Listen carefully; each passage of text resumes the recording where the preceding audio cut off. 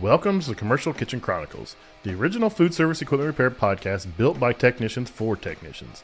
Whether you're on the front lines of repair, keeping the kitchen running smoothly, or just passionate about the food service repair industry, this podcast is your go-to source for expert insight, tech tips, and real stories from the field. Everything said on the Commercial Kitchen Chronicles comes straight from the hosts and guests and does not represent the views of their employers, companies, or partners. We're here to share real stories, real experiences, and real opinions. Take it as insight, not as official policy. What's up, everyone? Thanks for tuning in to another episode of the Commercial Kitchen Chronicles. I'm excited for this one. I have my good friend Ty Branaman on. We're going to talk about grit. We're going to talk about love to HVAC. We're going to talk about probably his dog. We're going to talk about everything tonight. But first, if you're working in commercial kitchens, you already know grease gets everywhere, especially in coils. That's where Viper coil cleaners come in. Viper's non-corrosive, technician-safe formulas are designed to cut through heavy buildup without damaging the equipment you're trying to protect. No harsh acids, no unnecessary risks, just powerful, effective cleaning to keep systems running the way they should. If you service restaurant equipment, make sure Viper is on your truck. So what is going on, Mr. Branaman? Oh man, it's just another beautiful day in the neighborhood. Yeah. How's that weather down there in Florida treating you today? Oh man, it's really nice. It's just like a walk in the park, except the park's on fire and you're in hot, sweaty swamp that also feels like a fire. And and the customers are like, well, they want you there yesterday, and why is it costing so much? So just a normal day. Normal day. Yeah, we've had so much rain here that I have lakefront property, and I've lived here 20 years and never had lakefront property. So this is an absorbent amount of rain today. Um, it's wild. It's been hot and muggy here. It's been a decent summer, but man, it was a ton of rain today. I left the house 3 o'clock and it was pouring. It poured all day. The sun's shining now, but my dog's having fun out there in the yard. I'm not gonna have fun with him. He's gonna get locked in the back room tonight. Oh no. He's running laps in the water and just having a blast. It is what it is. It's summertime, it is what it is. So I really appreciate you coming on. We've been friends for a couple of years now. We did a great camp together. We, hung out at some trade shows, at different training stuff, and it's always fun catching up with you. You have the best demeanor. You're always excited. You're always happy. You always have something to share, something to show, and that's contagious, man. I think we need more people like you in this industry. Oh man, I'm nobody special. I'm just a guy that works hard, gets beat up during the day, and I just acknowledge that a lot of people have helped me, and a lot of people still help me now. And so I just want to share that as much as I can and help other people who've helped me. And man, I've learned a lot from you on the hot side. There's been things that you've been working on and doing. I'm like, man, I had no clue some of the stuff you handle. I'm like, that's awesome. I like that, and I really like it because I can see you doing it, and I don't have all of that grease all over my hands.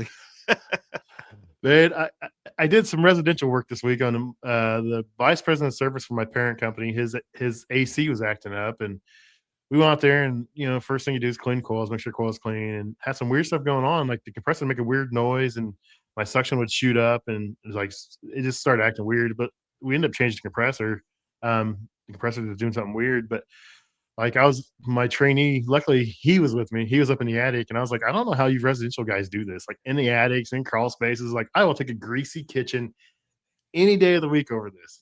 I was like, I am not doing this. I am not built for this. I don't want to be in people's houses. So I don't know how people do it, man. God love them though.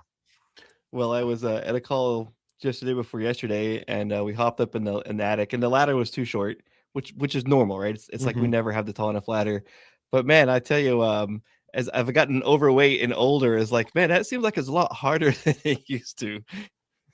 Yeah, of course we had a 6-foot ladder, and this house had 10-foot ceilings, and then there was like a 3-foot wall built around there, and I was like, my trainee just like grabbed a hold and pulled himself up there. I was like, oh, I'm glad you were here because I would not be doing this, dude. You gotta do what you gotta do to make sure you got proper airflow though, and everything's running good. And luckily it was, and unfortunately it just had a bad compressor, and it's up and running now. So his wife's happy again. Good. That's the most important thing. As long as you're happy, as your wife's happy and your customer's wife's happy, things go a lot smoother. Yep. It's a different world. Like every time I do an AC call, because I do refrigeration, but every once in a while we get into AC, and I'm just like, I gotta slow down, thinking of it different. You know, a lot of guys in my shoes came from the AC world to refrigeration. It's a change. I mean, it's the same principles, but there's a big change there.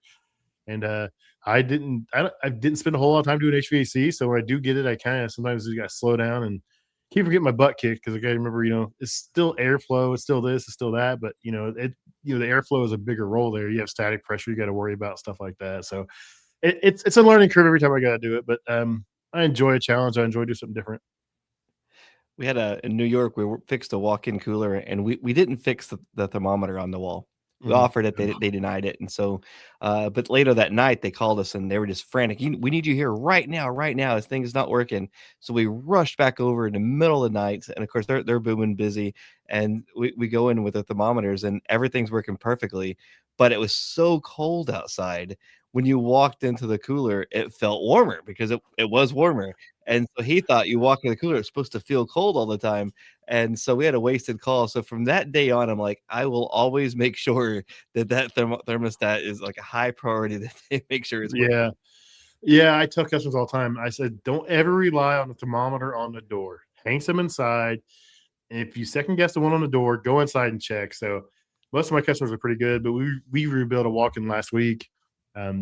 Dual biflow, low profile center mount coils, condenser, the whole 9 yards. And they call back in on Friday. He's like, oh, my cooler's at 40 degrees. And my guy goes out there and he's like, yeah, the one on the door's 40 degrees, but the ones inside say 34. Like, so yeah, I fully get it. Like, they don't understand it. They just get in the habit of looking at that door, and it hardly ever is right. I never trust a door thermometer because most time you open the door and there's a box and smashed in between the wall and the box. And it's not sensing the air temperature; it's just sensing the box temperature. You're like, come on, people. Absolutely, all the time. That's funny. That's funny. So, Ty, how long have you been in the HVAC industry? I don't want to age you here, but if you want to tell us, let us know how long and how do you get started in it. So my dad is a sheet metal man, so we were Nice. always building ductwork, doing duct installs, as well as building flashing and everything else in a sheet metal, so rebuilding drain pans. But 1995 is when I consider it my start year because that's when I first got paid. I remember I actually got a paycheck, and I was like, "This is great." And then he's like, "Now that you're getting paid, I'm going to expect more from you." I'm like, "More already?" But that's what I consider when I started to trade, and so it's been quite a journey. It's been quite interesting. Nice, nice. So I've seen you travel the country this last year and a half with Grit, and it's always fun to see where you're at. I did a camp with you in Indiana last year, up north. They're gonna kill me. I can't remember the name.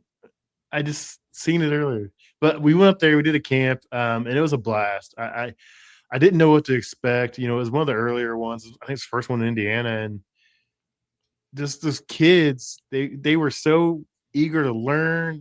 And some of them already knew what the tools were. They knew what we were doing, and it was just fun to experience. I came away that day with a completely different outlook on things, and to realize that there is kids out there that still have work ethic. They still want to use their hands. They still want to work is refreshing to see. Yeah, so we get into our viewpoints, and that's how the world is to us because that's what we see. And so we hire the boss, like we don't get to choose. The boss hires people in, and so this is what we're having to work with. And we see, oh, nobody wants to work anymore, which is the same phrase that's been repeated for our grandfathers and our great grandfathers. They've all said the same thing.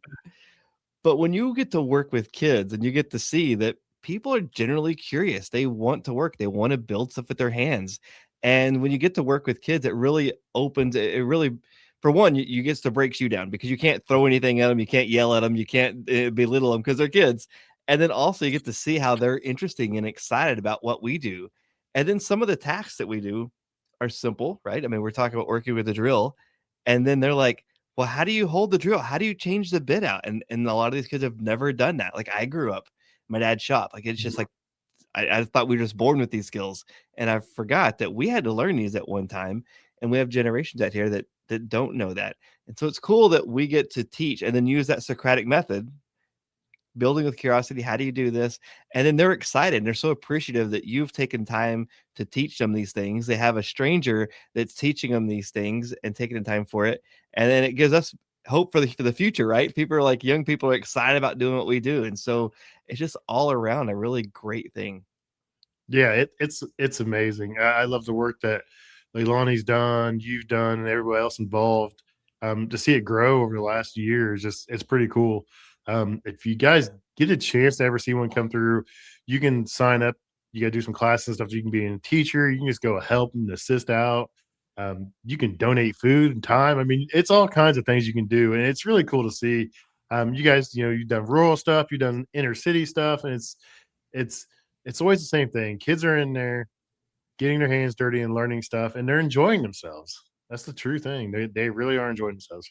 Yeah, they have this box that they make, and I mean it's nothing fancy, but it's something they finally got to build on their own. Mhm. Because now they build stuff online on the computer, on their phones. They build these things, but they never had anything they could hold before. And so having this box that represents some of the basic trade stuff, and they get to take that home and be proud of, like, hey, look, I built this and I made this, and it's cool seeing them so excited about something to me that seems so basic, but they're like, hey, I did this. I made this Mhm. myself. And that's what we do, right? That's what we love in the trade. We go out to somebody's house and we fix something. We take our skills with our hands and make something work and repair something, or uh, build things, build walk-in boxes. And it's fun when we do that. And for me, I do a lot of other stuff and writing stuff, but nothing beats just being in a field, just doing something, building something with your hands. And so that's one thing I've always made sure I've never let go completely of, building stuff, working with my hands, because that's where the joy of a tradesperson really comes in. It's just working their hands and getting to pass that on to young people and get them excited about it. It's great. Yeah, it's so much fun. And then, if you have time at the end, the kids get to customize it. They were bringing that little chomper thing. They had stickers and markers, and they could, you know, we did the electrical circuit, and it's just fun watching them interact with this wooden box that they cut and they drilled. They had to measure. They had to figure out how it goes. We'll give them two measurements, and they got to figure out the other measurements, and just to watch them think and go through the process. And you let them go, and then, okay, stop. Like, we can't do it that way. That's not right. Because we don't want them to tear up the project. We don't want them to to hurt themselves or anything. But you let them go a little bit and learn on their own before you step in and interact. But at the end of the day, they have this box, and it doesn't look like much. It's got some pipes stuck in it, some PVC. It's got some copper they brazed on, a couple fittings. It's glued together. It's nailed together. The back's on. There's lights in there, little battery lights, and the kids are excited to take it home and show their parents, I built this, I did this, and then they're explaining the circuits, and they're explaining how they use the torch or the drill. And some of these kids have never even touched a tool, and it's just it was so cool to see. And that's why any chance I get, I will always try to help out. I'm truly appreciative for what I learned that day, and I apply it to everything I deal with. I mean, now training people at work. It really is a great way of training people. Mhm. So once we realize we can do it with the kid, and we realize, hey, I can get better results with adult. And so when you ask questions, how do you think this would work? Why would this work? And then let them make mistakes. I know Mhm. we're always, down on time, but let them make some mistakes and learn from it, kind of control the safety and whatnot. But we learn more from our mistakes. It's like, okay, now how are you going to fix that? Oh, now Mhm. now they've seen it. Instead of just telling you, do it this way, do it this way. Well, why are we going to do it that way? That makes sense. Let me try it. Or some scrap pieces. Hey, here, try fixing a leak in this old scrap coil and see what happens, and see the challenges, like the good and the bad with that, so you can understand for yourself. And it's a whole lot faster way of learning versus us making the mistakes on our own and having to go back at our own time and fix it. People, when we learn how to walk, we learned a lot about walking from falling. And so they say when parents don't let their kids fall, it takes them long to learn how to walk. And so the trades, a lot of that same stuff that applies. Learning the Socratic method, teaching with curiosity, let them fail in a controlled way, and they learn so much better. And so it's easy doing it with kids. And then once you realize you can do it, it's like, man, I can do this with adults. Mhm.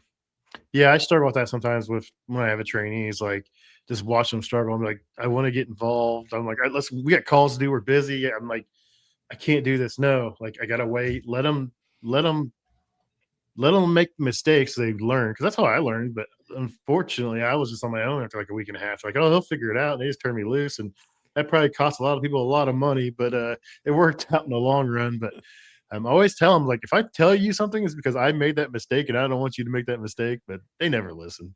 They They never got to do what? it. They never listen. They got to do it That themselves. they never They got to, what?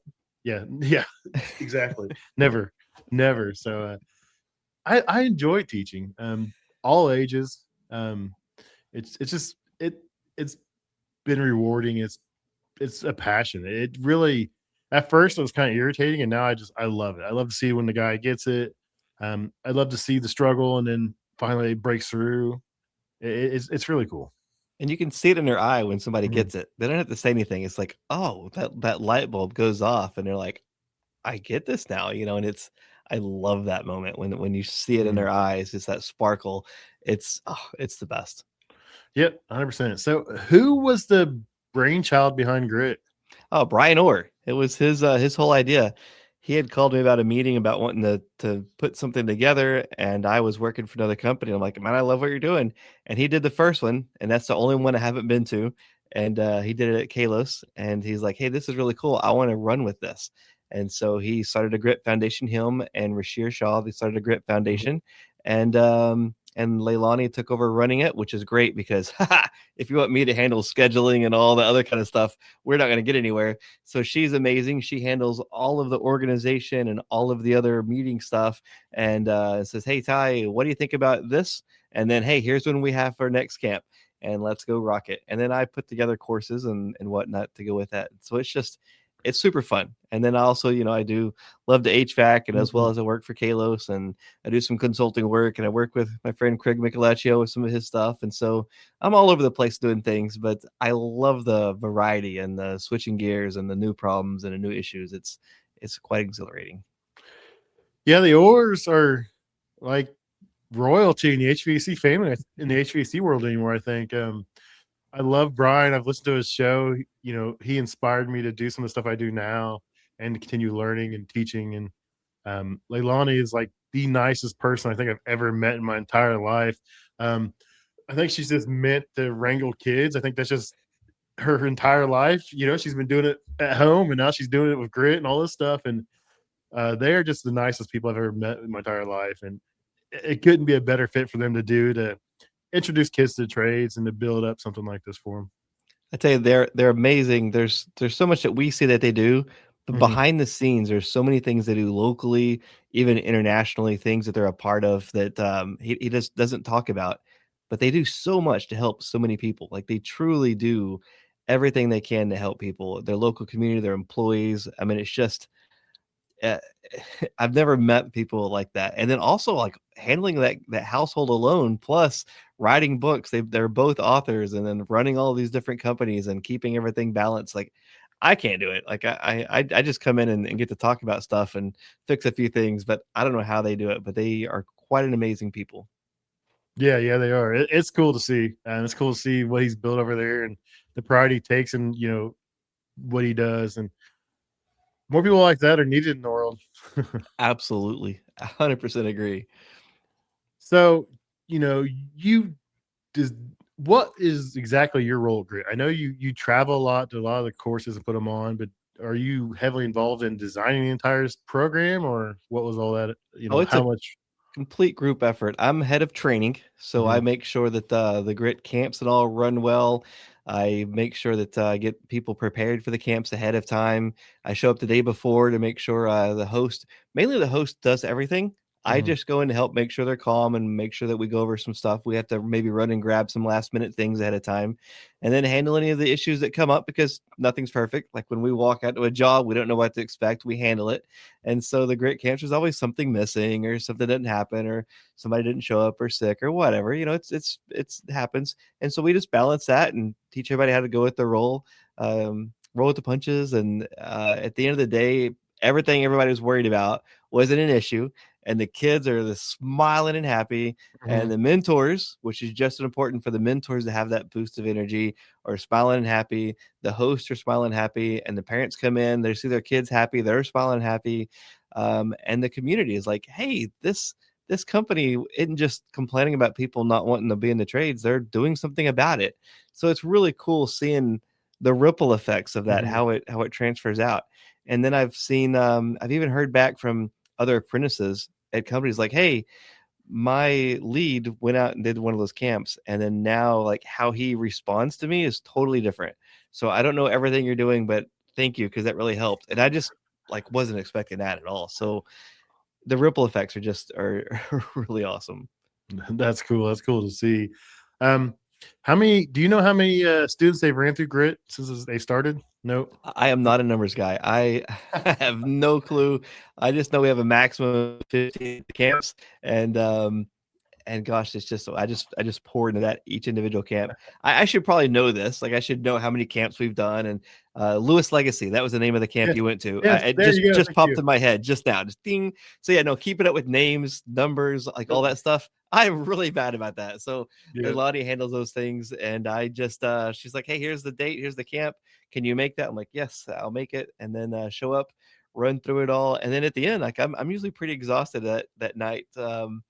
And then I usually either fly or drive back home. And oh man, it's just amazing. Like I get so excited I can feel the blood pumping through my veins now thinking about these camps, and that's cool. it's so much fun.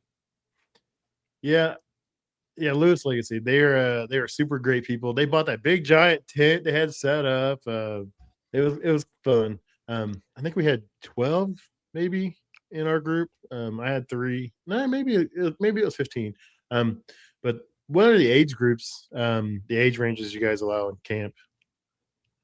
Yeah, and you couldn't run. They had the tent set up, but you couldn't run there. It had to be ran there because it Yeah. was past tense. Yep. Past tense. That's funny. That's good. They yeah, it was. I just think about it all the time. That these opportunities to get back to the young people, to teenagers, to junior techs.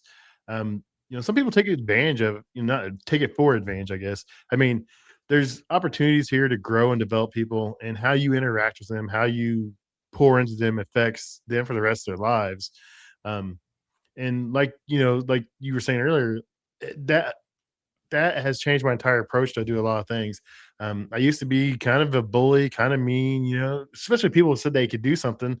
Um,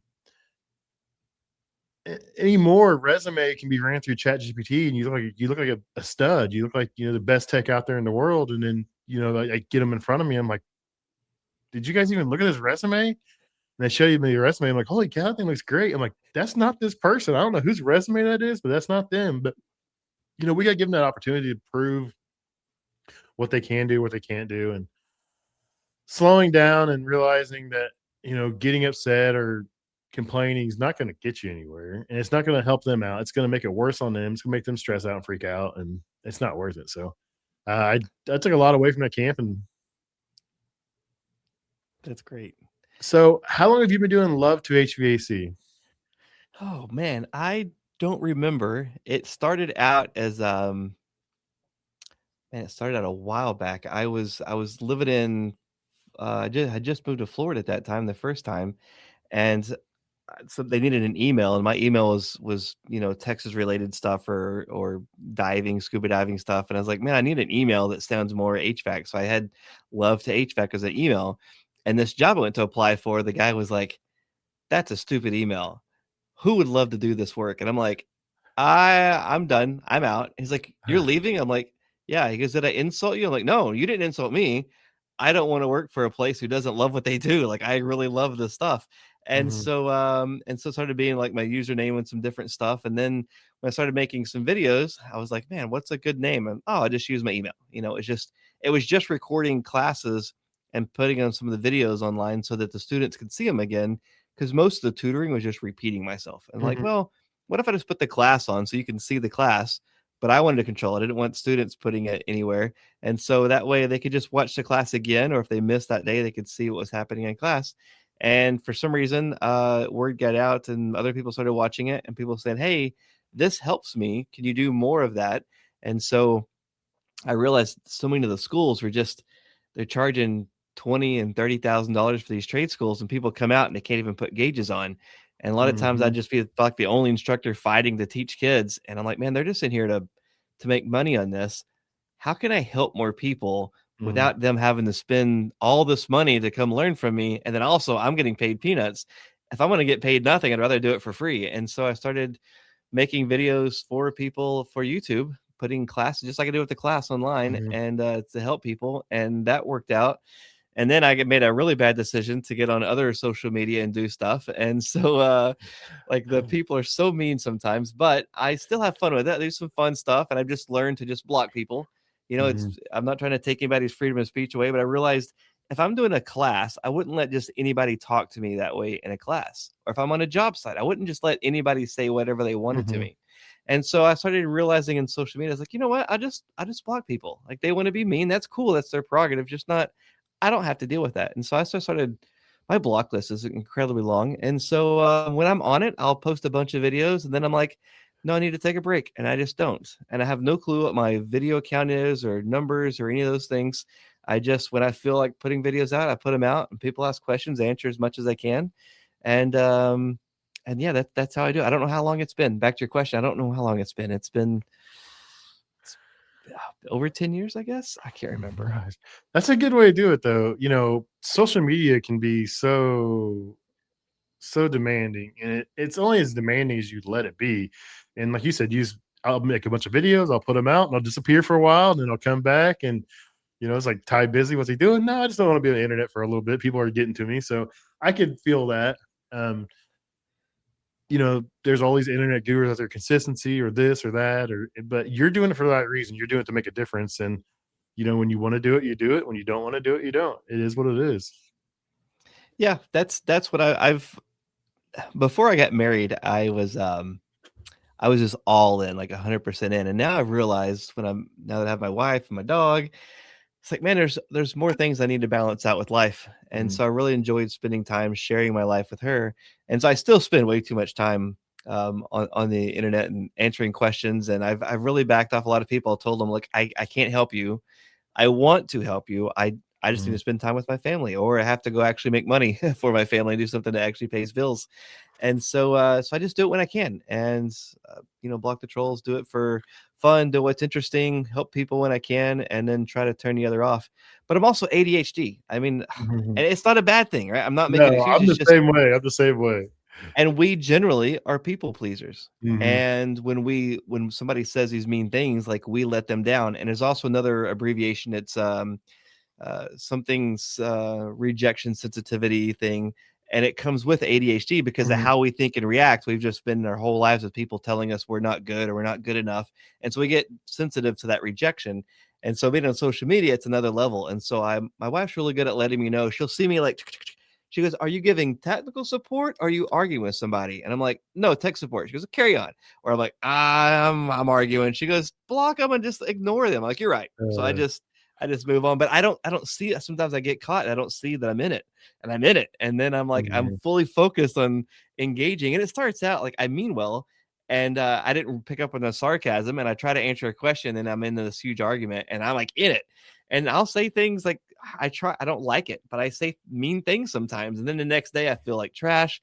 I delete the comments. I delete all this stuff. Like, I just need to block them. Yeah.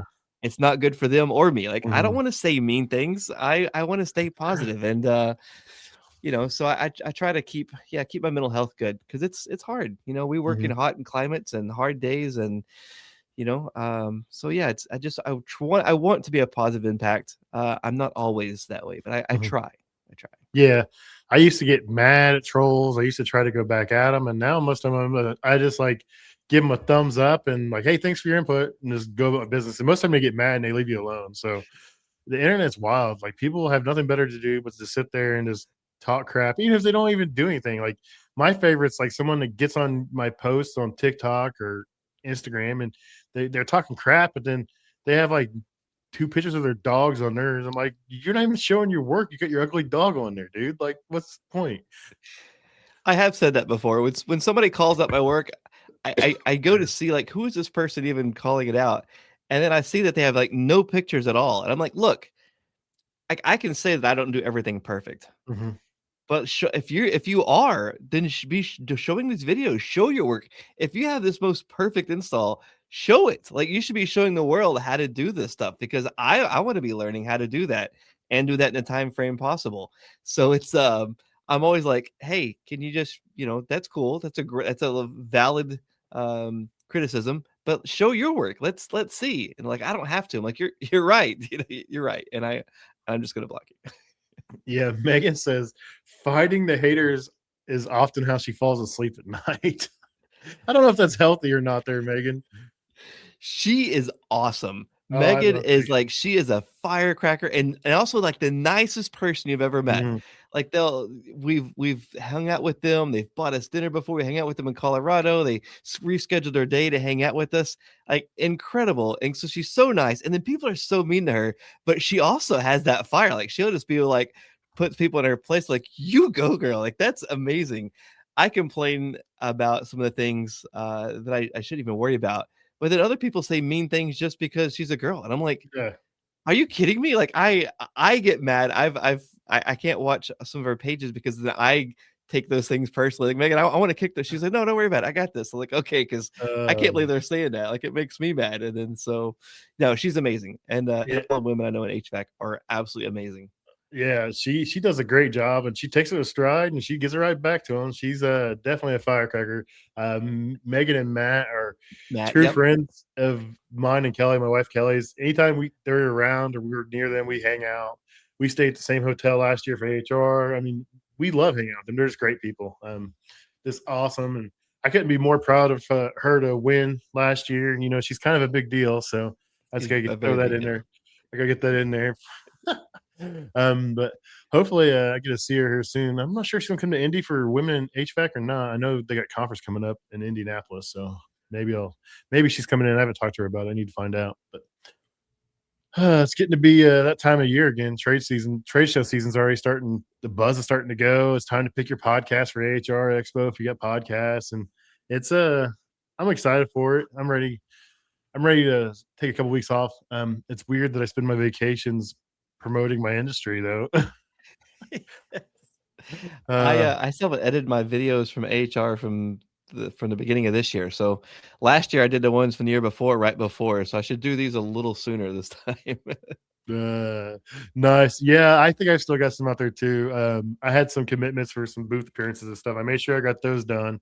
I think a podcast I got out, but I'm sure there's plenty left on my camera roll and on my phone roll. So sorry. Well, people ask me this, like, when are you going to post these videos? I'm like, well, first off, I'm not charging you anything, and second, like, I may not ever get around to it. So Mhm. just know that that's the expectation. So all this is free. I'm just doing stuff I like to talk about, but Mhm. there you have nothing on me. You cannot request when it's going to be done. And they're Yeah, like, well, that's unusual. I'm like, I know I'm weird, but that's how we're going to do it. it's free. It's my content. I'll get to it when I get to it. Exactly.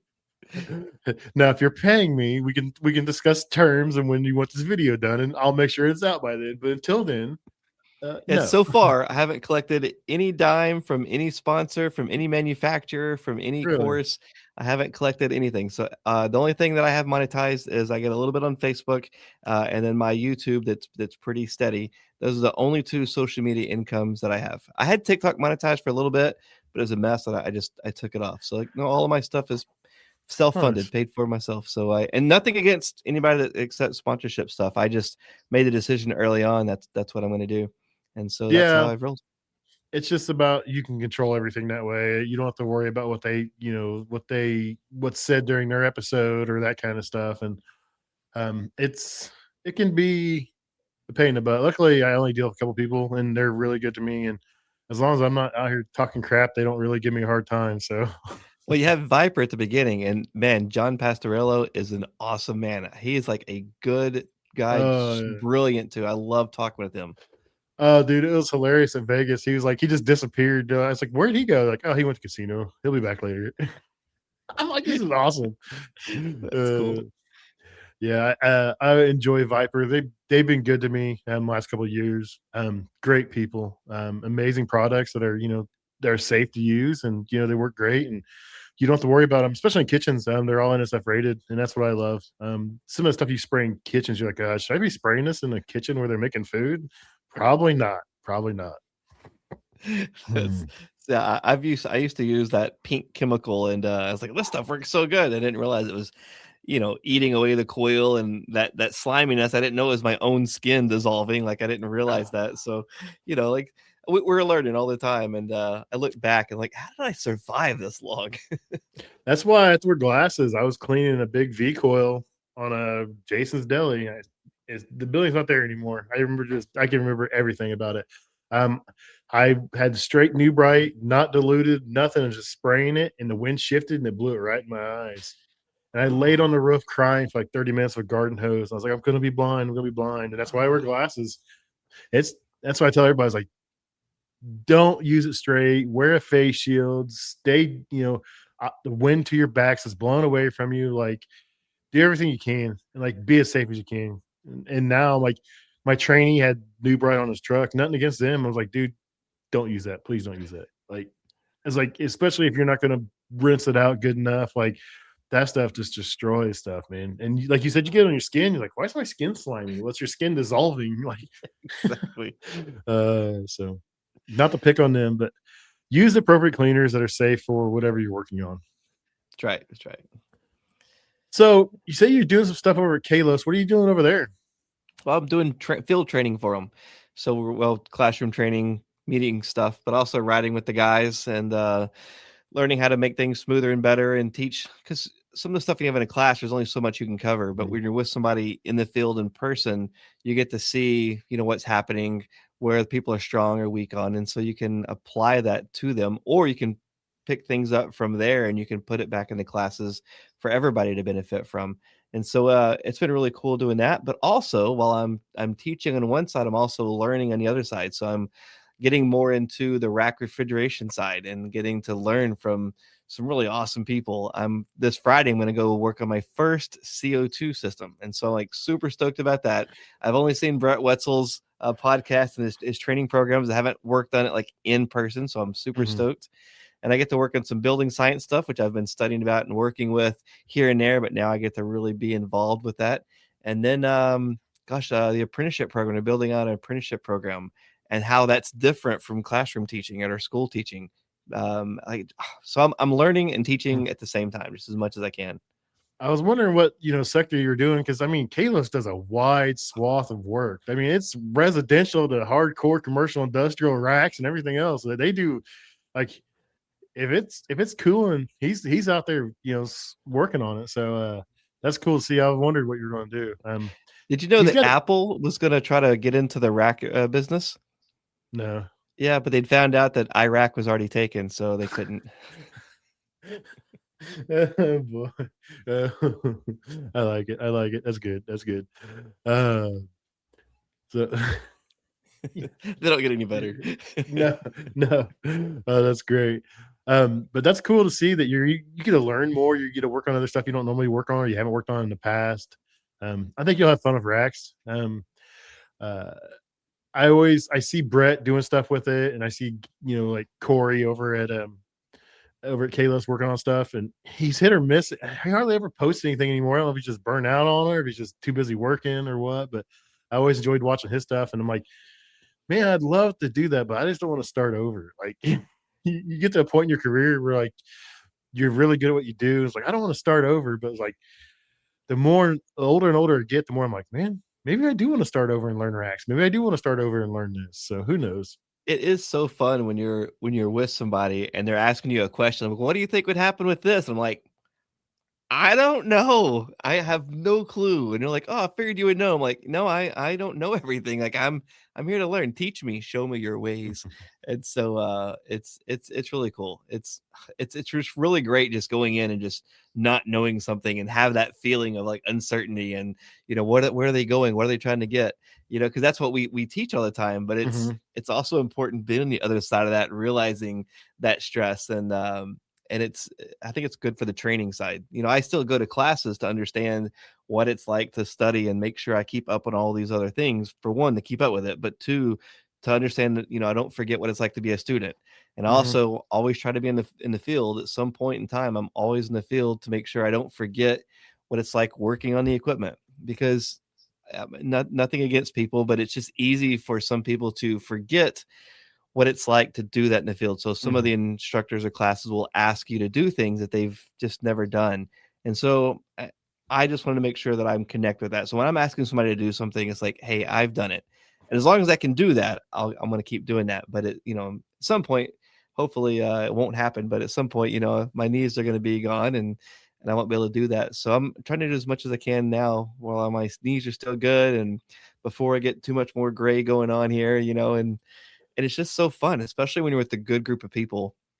Like with Kalos, it's just like the people are just so amazing and nice, and I just enjoy going to work. I don't think there's ever been a place where I've just been just so happy to go into work, and it's because of the good people. When you go in, there's like somebody like, oh, I hadn't seen you in all week, and they'll like give you a hug, or somebody from the commercial team is like, oh man, let me tell you about what we're working on, and it's exciting. It's so good. You mentioned something about training, as you as a trainer, teaching people or training somebody. But I think one of the biggest takeaways is that you're still learning as you train. Like, I'm still learning from people that have been just started doing this.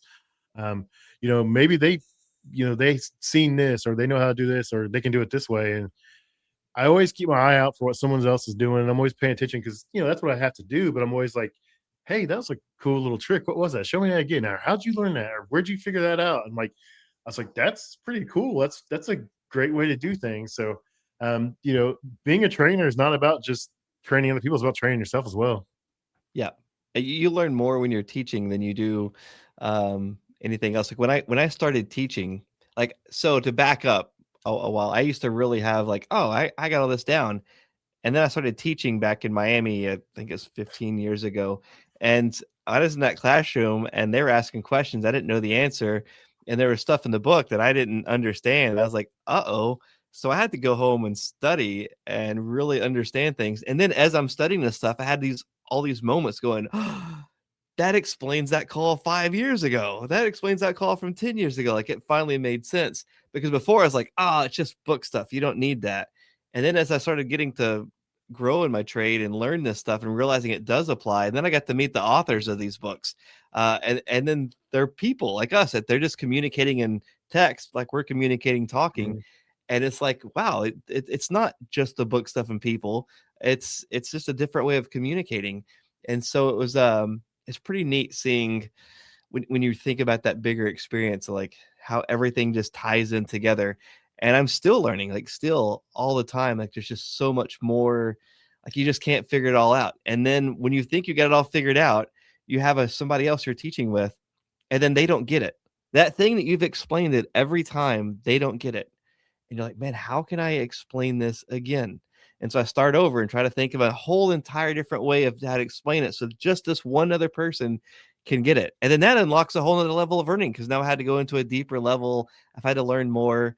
And the same thing as certification. Certification don't mean you know anything, right? I mean, it's kind of worthless on that, except for if you use it to challenge yourself. Mhm. And you go take the certification. There's questions you don't know, and you're like, I'm going to go in, I'm going to fail this, and it's okay. And you study, you write down after the test all these things, and you challenge yourself to learn more. And then you're looking for this little piece of information, and then you learn all of this information, and you humble yourself, like, I'm going to fail this. I failed it. Now I got to go learn. And then you learn so much more than what you went in there to do. And that's what it's about. Like, I think learning keeps us young, and teaching, if you teach properly, you're always still learning. Yeah, 100%. 100%. So, See you I later, thought Mike. about, see you, Mike. Mike's a good dude. Yeah. Certifications. I thought about trying to get some teaching certifications or something to help me be a better teacher. It takes time, and sometimes I feel like I'm out of time. It seems like, how do you juggle like everything you do? Just hope and pray for the best, or Yeah. I embrace the chaos. Mhm. So some things I have to schedule for. Like, I literally have to put a date on a calendar that I'm going to start learning X, Y, or Z. I just put a date on there. And when that calendar comes up, it's like, look, it's on the calendar. I'm going to hold through it. And I could have reasons to put it off. But if I put it in the calendar, I'm pretty set that I'm going to do that. Going to training events is helpful for me, because now I have to be there. I've already committed myself that I promised somebody I'd be there. And I try to sit in the front. That way I can't sneak out. I have to stay all the way through, even if it's boring. They're making eye contact with me, so I know I have to stay. Yep. And so I force myself to learn. And then afterwards, I'm curious. I'm like, I don't agree with that. Let me go look it up. And sometimes I'll find that the instructor wasn't right on that. And a lot of times I find that they were right because of these other deeper levels. And so then I'm curious, and then that drives a whole lot more education and learning. Mhm. And a lot of it's just chaos. Like I'll be watching a video on something somebody posts, and I try not to say anything in other people's videos because I don't want to get into anything. I usually send somebody a private message now, but there'll be something I'm like, I don't, that didn't sound right. Let me go look it up, and I'll go look it up, and I'm like, oh my gosh, and then I go down these rabbit holes of all this information. But everything that we have around us is science and it's connected. Mhm. Physics, chemistry, all of this stuff is HVAC. And if you would have told me that as a kid in school, like you're gonna learn chemistry and physics, I'd be like, I would never do that. But really, when you learn like how air works Mhm. and how air is a cube, right? And there's so much Mhm. science that goes into air. So this is 1 foot by 1 foot by 1 foot. This is 1 cubic foot, and it's squishy. This is one of those foam things, and air is also squishy. And how air moves and the properties of air. And then you get into refrigerants, and refrigerants, a different cube, has these different properties. And then you can make these changes happen. And it's cool, like how air that we're around us every day applies to refrigerants and air pressure and atmospheric pressure and how air moves and how CO moves, and everything is connected. Mhm. So as I'm learning more and more stuff, I start applying it to what I do know, and it takes me to another level. Just the other day, somebody had a question about CO, and I was like, that's not true. And so we had a professional argument about it. They brought facts, I brought facts. So we reached out to a third person and like, hey, you're both right. Here's the missing piece that you're both missing. I was like, oh my gosh, that makes so much sense. So sometimes that's why I like disagreements when it's a positive way without Mhm. insults, disagreeing, because then you're looking for information. And then other I schedule time, and then sometimes it's just necessity. Like, hey, I'm trying to fix this dike fit unit, and I don't know how to get into this part of the programming. And so I need to figure it out. And then I don't want to feel that way again. So I schedule a class so that I can learn about it. So I don't have to go through that unknown feeling again. As a ramble. Nice. Sorry, but that's Oh no, that's perfectly fine. It makes sense 100%. You said something about the science part there. Like what we do is a science. You don't think of it that way until someone explains it to you that way. I sat through, one was it not this year, but 2025 at the symposium. I sat through your thing and you have the whole squares and you start talking about that. I was like, man, that makes a ton of sense. I'm like, I never thought of it that way. Luis was like, you have to go to his. I was like, no, I'm not missing his. I was like, it's the first time I've been here. I'm going to sit through Ty's presentation. And I was like, man, I was like, that just opened my eyes to a totally different way to think of things. I'm like, that's pretty cool. so it's hard for me to learn Hmm. these things. Like I struggle. I have to see it and visualize it. And then Oh so yeah. I'm trying to figure out another way. Like, look, how does it make sense to me? Okay, this makes sense to me. Now let me explain it that way to help other people who are like me that needs that visual Mhm. reference and connect to it. And so when I'm talking about making some of the instructors get mad at me. You're making it fun, and it shouldn't. It's not education's not supposed to be fun. I'm like, maybe, but I know that I understand this a whole lot better when I see it like this, and so that's how I'm going to explain it. Because somebody wouldn't learn it at all without that, or somebody that does want to learn it. Hey, now you're making it interactive and interesting. I think it's just a better way of transferring knowledge. Because I could just say, hey, read this book, and you don't even need me, or I could be like, hey, let's use this as a tool to research stuff, but let's interact with this. Let's interact with refrigerant. Let's interact with the air. Let's interact with electricity. And that's what we do also at the grit Mhm. camps, is Yep. letting them interact with, building stuff and using glues and heat and how the air moves. And it's just that curiosity, building that curiosity. And I like to be curious, and I learn the most when I'm learning curiosity. And so when we teach that way and get other people to be excited about what we already do, it's pretty exciting. I think it's pretty cool. I love this. You can never learn it all. You can never No. learn. I keep trying and trying, and it's like the more I learn, the more I realize I didn't know. Learn something every day. And that's what I tell everybody. You're never gonna be the smartest guy in the room. Someone's always gonna know something you don't know. Just be humble. Just do your job. Try to learn and try to share your knowledge with people. I love my friend Craig Michelaccio. He's a deep researcher also, Mhm. and Yeah. so when he says something, I don't even question it because I know he's already gone down the rabbit hole. And sometimes I'll come up to him and I'm like, Craig, I don't understand this. Here's my thought process, and he's like, you know what? I don't know. Let's go find it. And so like together we'll take some of these journeys together, or we'll have an idea and like I'll bring a different viewpoint to him, and he's like, I never thought about that, so let's go test it. And so he's all about like testing it and finding the Mhm. truth, and the answer is like, okay, now how can we simplify this process? And I love the fact that he's written his books from a technician's perspective. Mhm. Instead of it being an academic perspective, he's like, hey, here's from it as somebody's in the field going to want to learn to do this. And I love his way of doing that. And then when he does his videos, like everything's on point. Like he researches so Mhm. deeply for everything. So he does his online courses. I'm like, hey, I can really get behind that because it's so precise. And I think that's pretty cool because some of the online courses are really good and some of them are just like all over. But I know Craig's are like on point. Yeah, Craig does a really good job. So Quentin says education shouldn't be stodgy and boring. It should be engaging and fun. The mind will pay attention. Exactly. Most people that are in the trades, I hate to say it's probably ADHD or ADD at some point because they couldn't sit in a building or they couldn't do the same job over and over and over. So you got to keep them engaged. You got to keep them wondering. You got to keep them on their toes. And I you sit there and talk monotone and spew numbers, and you're going to lose them in the first 3 minutes. And they're staring at their phone or something else. Like you said, sit in the front row so you can't stare at your phone or without getting called out. So that's the same thing I do. I'll go sit if I get to someone's class early enough, I will sit in the front row. Yours was a packed house, so I couldn't sit in the front row that day. But yeah, that's a great point. Sit in the front row so you can't stare at your phone, you can't do anything else. You have to be there. You have to be present. Notebooks for me are huge. So if I write, I'm not trying to write down everything they say, but if I Mhm, write down key things, mhm, just the power of writing is so big, and it also helps keep me focused. Even if I'm having to like draw some pictures in between, it keeps my hands mhm, moving, keeps my mind moving, and I can also break eye contact without feeling bad. And then it just helps me learn. And then what I would do in that night is I go and I rewrite my notes into a better format mhm, and the things I want to look up. And then I realize, hey, this is missing. And if I can find that person that next day, like I can get the missing gaps. And then I can look also for what else I want to study to get down to. So old fashioned note writing, I tell you, is a really powerful way of learning. But I agree. I think I love this trade. Education should mhm, be fun. We should have some excitement in this. And Craig's doing that. You're doing that. We're showing this stuff visually.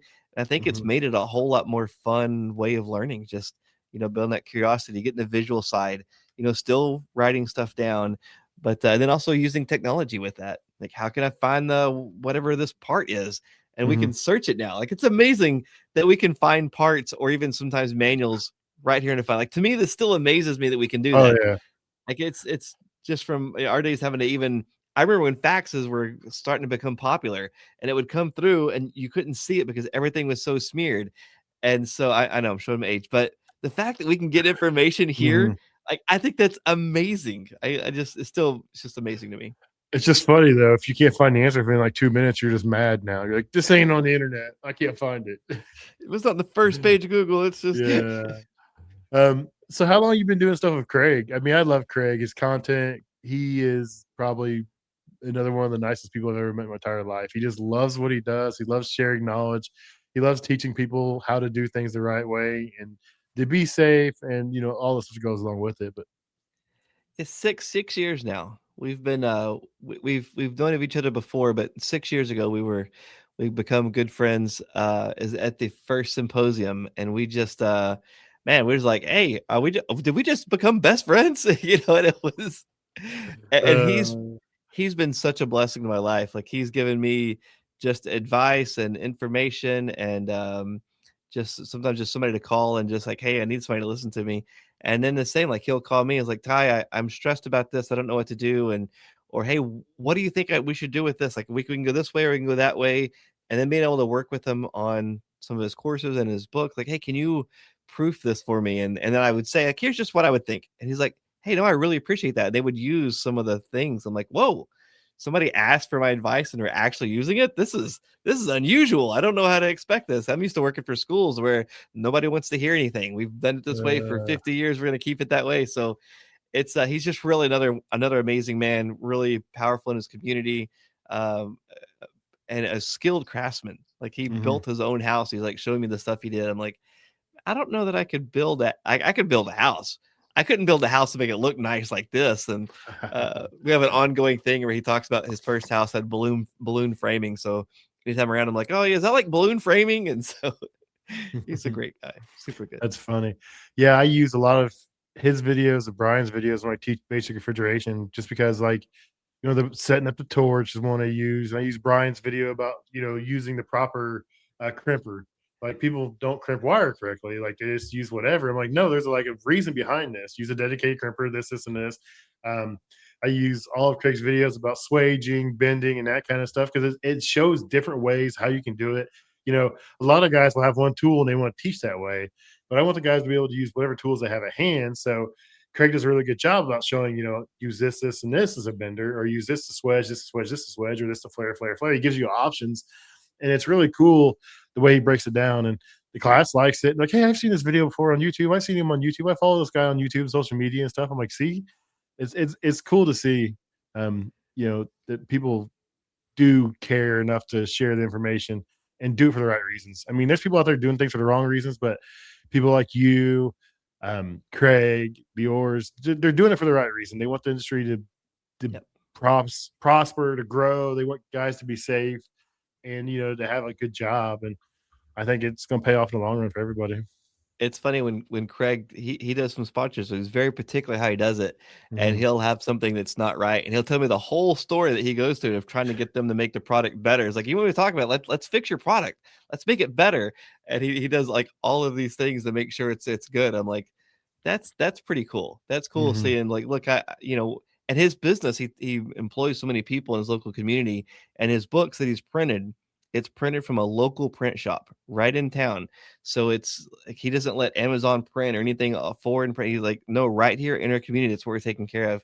And I've got to meet the actual printer, and they come over, and it's so neat seeing like his integrity on anything he's promoting, but then Mhm. also like he's so making sure he supports his people in his building and also his people in his community, other businesses in his community. I'm like, that's really cool. Like, sometimes we get mixed up and stuff and realize these really good people are out there. Like, they're Mhm. business savvy. They know how to make things work. They have the integrity, and they're still making it all happen. And I'm like, yeah, no, we get mixed up in all this private equity stuff, but we realize there's really good, honest, Mhm. hardworking, smart people out there all over.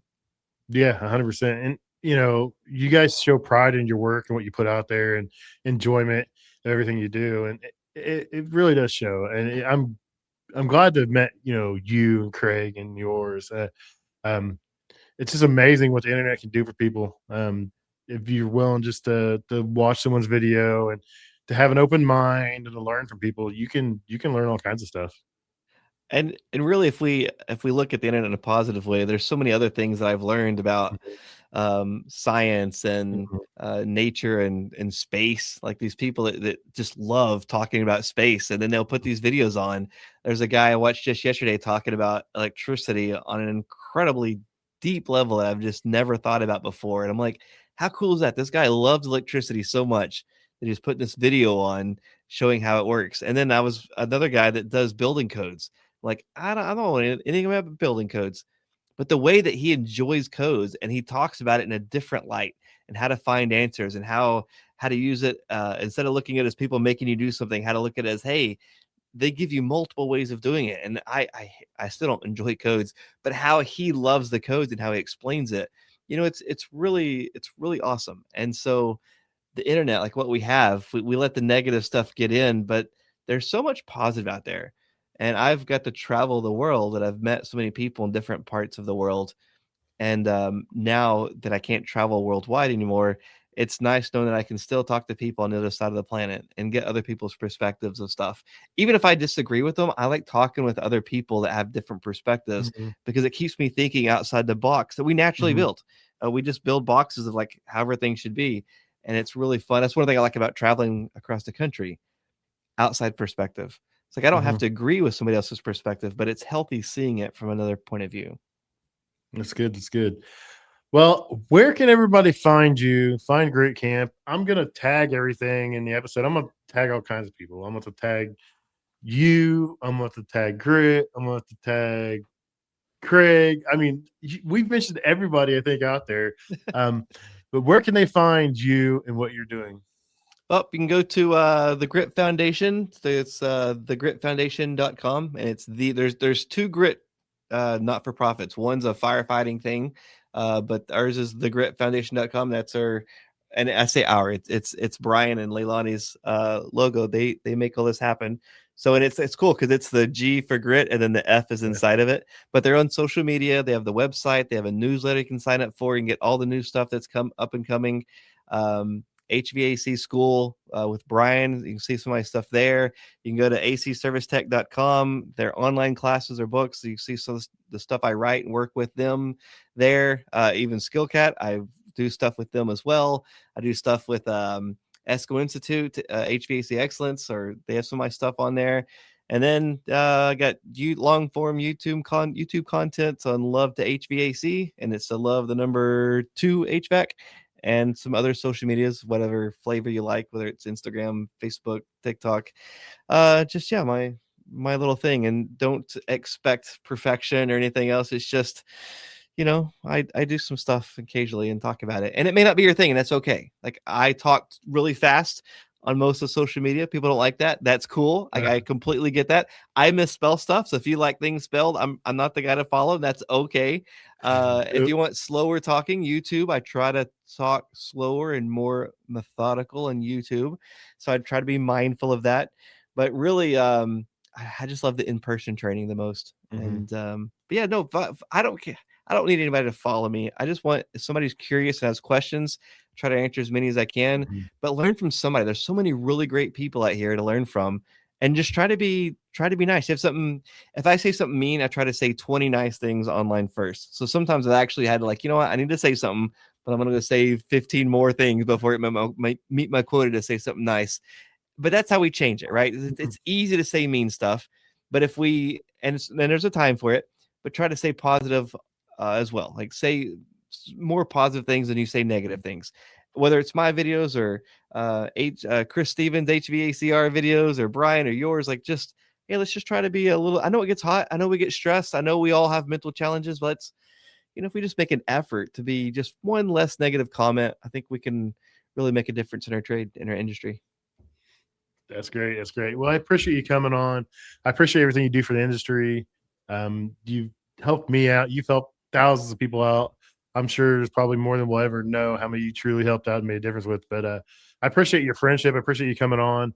I appreciate you trying to make a difference in this industry and in the world. So keep that positive attitude up, Ty. And I'm excited to see where you'll go next. Thanks, Pat. Man, I really do appreciate you. I appreciate all the people that's watching and listening.